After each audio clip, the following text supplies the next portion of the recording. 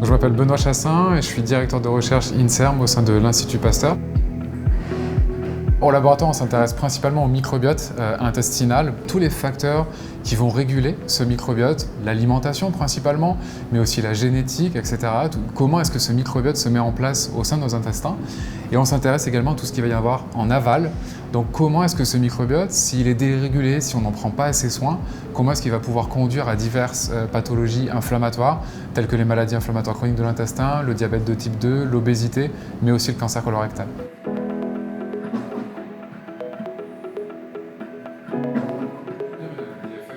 De la part de la Fondation de l'Avenir, on a reçu un financement afin de démarrer un nouveau programme de recherche. Donc à la surface de l'intestin, on a une couche de mucus épaisse qui est très importante pour garder justement le microbiote à distance.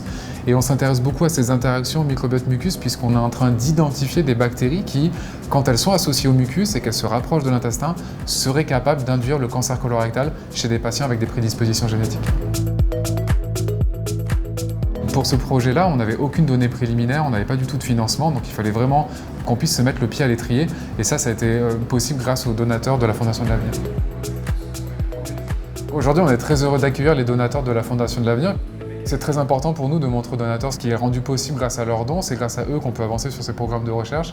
Donc on est très heureux de les accueillir, de leur montrer un petit peu le laboratoire et leur faire visiter le campus de l'Institut Pasteur.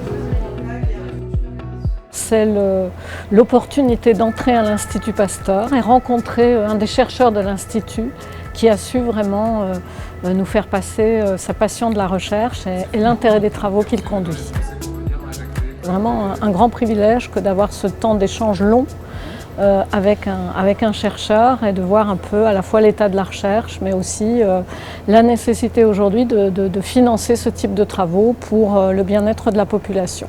Je trouve ça vraiment très positif, le fait de voir l'application concrète de nos dons, ce qui est assez rare. En général, on donne et puis on ne sait pas ce que ça devient. Il sait simplifier les données scientifiques pour les mettre vraiment à notre portée et c'est ce que j'ai trouvé aussi d'intéressant dans la journée.